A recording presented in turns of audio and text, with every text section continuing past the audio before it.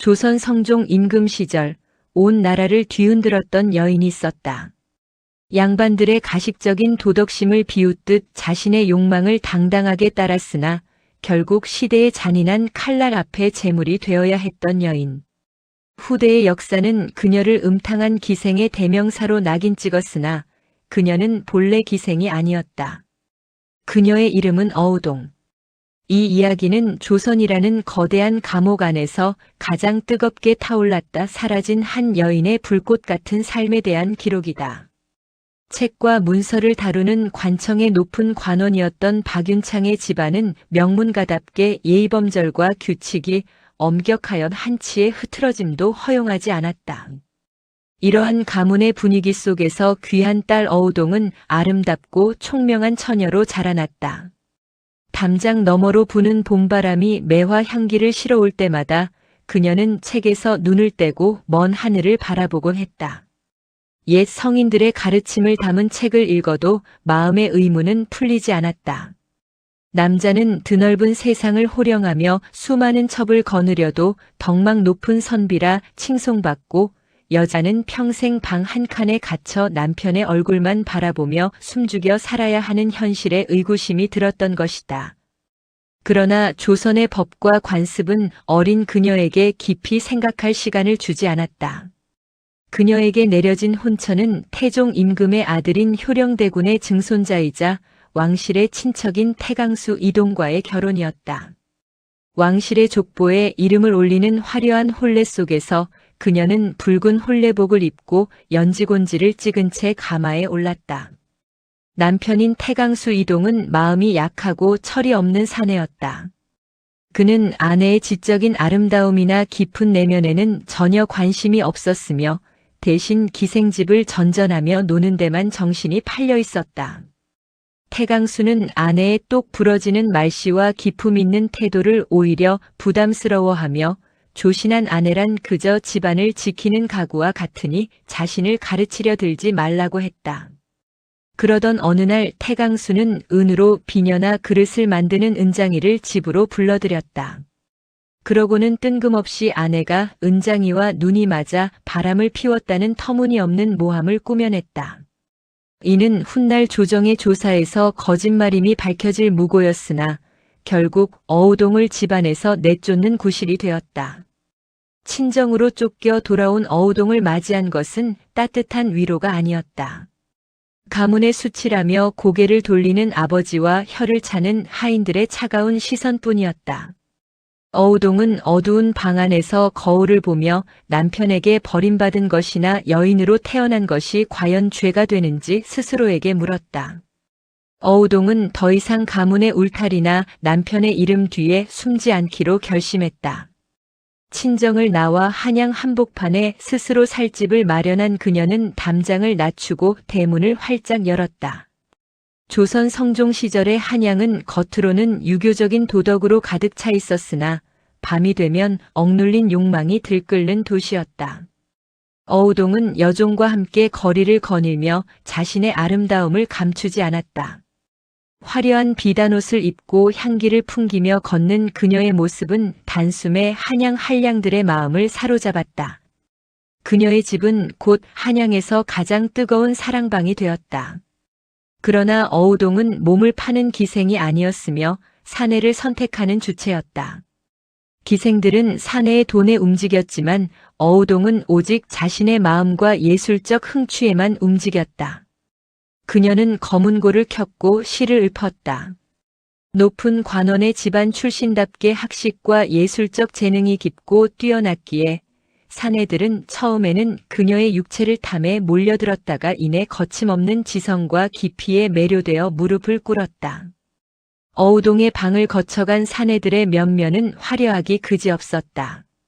왕실 친척들을 비롯하여 과거 시험에 급제한 엘리트 관료 어우동의 집을 보수하러 왔던 건축장인과 길거리의 노비에 이르기까지 그녀의 사랑에는 신분차별의 벽이 없었다. 양반들이 그토록 신성시하던 신분제도의 법도가 어우동의 침실 안에서는 아무런 힘을 쓰지 못했던 것이다. 어느 달 밝은 밤 왕실 친척인 한 사내가 어우동의 무릎을 베고 누워 그녀를 요물이라 불렀다. 낮에는 도덕을 논하던 네로라 하는 선비들이 밤만 되면 그녀의 치맛자락을 붙잡기 위해 안달이 난다며 탄식하듯 말한 것이다. 이에 어우동은 은은하게 미소를 지으며 검은고 줄을 튕겼다. 그러고는 낮에 입는 의복과 밤에 벗어던지는 알몸 중 무엇이 진짜 도덕인지 되물으며 사내들은 여인을 방 안에 가두어 두고 자신들은 온갖 풍류를 즐기면서 여인이 스스로의 마음에 따라 사랑을 나누는 것만 죄로 모는 현실을 꼬집었다. 자신은 그저 흐르는 물처럼 감정에 충실할 뿐이라는 맑고 고고한 반박이었다. 낮에는 고고한 선비의 모습으로 궁궐을 드나들던 자들이 밤이 되면 어우동의 발치에 엎드려 사랑을 구걸했다. 어우동은 그들의 가식을 꿰뚫어 보았고 그 위선을 비웃듯 더 정열적으로 삶을 즐겼다. 사내들이 여인을 소유물로 여기듯 그녀 역시 사내들을 자신의 삶의 장식품으로 삼겠다는 의미로 사내들의 이름을 자신의 몸에 문신으로 새기기도 했다.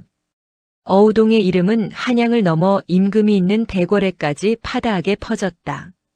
낮의 세상은 밤의 세상을 견디지 못하는 법이었기에 도덕 정치를 표방하며 엄격한 질서를 확립하려던 성종 임금과 신하들에게 어우동이라는 존재는 단순한 스캔들이 아니었다. 그것은 자신들이 세운 신성한 유교 사회의 뿌리를 흔드는 거대한 위협이었다. 특히 어우동과 얽힌 사내들이 조정의 핵심 요직에 있는 관료들과 왕실 친척들이라는 점이 치명적이었다. 처음에 조정은 왕실과 상류층의 체면 때문에 이 일을 조용히 덮으려 했으나 비리를 감찰하는 높은 관원인 김계창이 강력하게 처벌을 건의하면서 성종 임금이 이를 받아들였다. 사헌부와 사간원 같은 언론 관청에서는 어우동이 풍속을 더럽히고 왕실의 권위를 땅에 떨어뜨리고 있다는 상소를 빗발치게 올렸고 결국 의금부와 사헌부에 어우동을 체포하라는 명령이 내려졌다. 어느 비오는 가을날 어우동의 집에 의금부 포졸들이 들이닥쳤다. 그녀는 도망치지 않고 화려한 화장을 한 채 가장 아끼는 흰 소복을 입고 담담하게 포졸들 앞에 나섰다. 그녀를 따르던 여종들이 울부짖었으나 어우동은 갈 곳으로 갈 뿐이라며 맑고 단단한 눈빛으로 위로했다. 죄인을 압송하는 길에는 그녀를 보기 위해 한양의 백성들이 구름처럼 몰려들었다. 사람들은 그녀를 손가락질하며 욕했지만 동시에 그 당당하고 아름다운 자태에 압도되어 숨을 죽였다. 어우동은 고개를 숙이지 않았고 오히려 자신을 바라보는 군중들을 향해 미소를 지어 보였다. 그 미소는 가식으로 가득 찬 세상을 향한 마지막 조롱이었다. 의금부 지하 감옥은 차갑고 어두웠으나 그곳을 가득 채운 것은 추악한 사내들의 두려움이었다. 어우동이 잡혀 들어왔다는 소식에 그녀와 밤을 보냈던 양반들은 자신들의 이름이 그녀의 입에서 나올까봐 사시나무 떨듯 떨었다. 권력과 명예를 지키기 위해 그들은 어우동을 철저하게 남자들을 홀린 요물로 몰아가야만 했다. 신문관은 무시무시한 형구를 늘어놓고 어우동에게 음탕함으로 왕실을 더럽히고 고위 관원들을 유혹하여 사회를 문란하게 만든 죄를 자백하라며 함께 바람을 피운 사내들의 이름을 낱낱이 대라고 다그쳤다. 모진 매질과 고문으로 살이 찢어지고 피가 흘렀지만 어우동은 소리 한 번 크게 내지 않았다. 그녀는 피 묻은 얼굴을 들어 신문관을 똑바로 응시하며 자신이 죄인이라면 자신의 방을 찾아와 무릎을 꿇고 맹세했던 그 수많은 관원과 왕실 친척들은 왜 이 자리에 없는지 따져 물었다. 그들이 자신을 사랑한다 말하며 치맛자락에서 실을 읊었으니 자신이 유혹한 것이 아니라 그들이 욕망을 이기지 못해 찾아온 것임에도 왜 법은 여인에게만 죄를 묻고 사내들은 여전히 높은 의자에 앉아 자신을 심판하려 하는지 항변한 것이었다. 어우동의 당당한 태도에 신문관들은 당황했다. 그녀의 입에서 높은 관원들의 이름이 줄줄이 나오자 조정은 발칵 뒤집혔다. 사내들은 결단코 저 요물과 깊은 관계가 아니며 여인이 거짓말로 자신의 명예를 더럽히는 것이라며 구차하게 변명하기 바빴다. 낮의 선비들은 밤의 기억을 철저히 부정했던 것이었다. 조정에서는 어우동의 처벌을 두고 치열한 논쟁이 벌어졌다. 조선의 법전인 경국대전에 따르면 남편이 있는 유부녀의 간통은 무겁게 처벌했으나 어우동은 이미 남편에게 버림받아 쫓겨난 상태였으므로 사형을 적용할 법적 근거가 명확하지 않았다. 이에 영의정 정창손을 비롯한 일부 대신들도 어우동의 죄가 무거우나 법에 없는 사형을 내리는 것은 과한이 유배를 보내는 것이 마땅하다고 주장했다. 성종 임금 역시 처음에는 귀양이나 유배로 형을 마무리 지으려 했으나 도덕을 강조하는 강경한 관원들의 끊임없는 탄핵이 이어졌다. 결국 성종 임금은 강경파들의 뜻을 받아들여 어우동의 죄를 단순한 간통이 아니라 사회의 기본 윤리를 저버린 중죄로 규정하며 무기를 만드는 관청 앞에서 목을 매달아 처형하라는 최고의 형벌을 선고했다. 사내들은 유배를 가거나 관직을 잃는 가벼운 처벌에 그쳤지만 어우동에게는 사형이라는 가장 참혹한 판결이 내려짐으로써 그녀는 세상의 모든 죄를 홀로 짊어진 희생양이 되었다. 성종 11년 하늘은 유난히도 시리도록 푸르렀고 가을바람이 낙엽을 굴리며 사형장으로 향하는 길을 쓸고 있었다. 어우동은 사형장으로 끌려가는 수레 위에서도 의연한 모습을 유지했다. 사형장의 포졸들이 그녀의 목에 밧줄을 걸기 위해 다가왔고 군중 속에서는 욕설과 한숨 그리고 묘한 슬픔이 뒤섞인 웅성거림이 일었다. 그녀는 형장 한 구석에 서 있는 사내들을 바라보았다. 그들 중에는 한때 그녀의 방에서 눈물을 흘리며 영혼을 속삭였던 사내도 있었을 것이고 그녀의 살결을 탐했던 자도 있었을 것이나 지금 그들은 모두 차가운 눈빛이나 두려움에 가득 찬 눈으로 그녀의 죽음을 기다리고 있을 뿐이었다. 어우동은 그들을 향해 양반들이 그토록 자랑으로 삼는 시의 형식을 빌려 그들의 가식을 격렬히 꾸짖는 한 시를 나지막이 의조렸다. 그것은 가식으로 가득 찬 세상을 향한 마지막 저항이었다. 그녀의 목에 굵은 밧줄이 감겼을 때 어우동은 조용히 눈을 감았다. 집행관의 칼이 땅을 쳤고 이윽고 밧줄이 팽팽하게 당겨졌다. 그녀는 그렇게 30 안팎의 짧고 강렬했던 생을 마감했다. 어우동이 죽은 후 조정은 그녀의 흔적을 지우기 위해 필사적이었다. 성종실록에는 그녀와 바람을 피운 사내들의 명단과 죄명이 부끄러운 기록으로 남았고 후대의 문인들은 그녀를 악녀로 기록했다.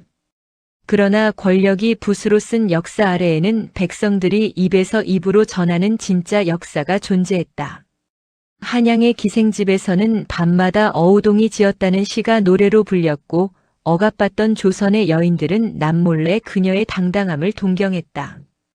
남성 중심의 완고한 조선 사회에서 자신의 욕망에 솔직했고 그 대가를 온몸으로 받아냈던 그녀의 불꽃 같던 삶은 그렇게 조선의 역사 한 구석에 지워지지 않는 붉은 흔적으로 남게 되었다.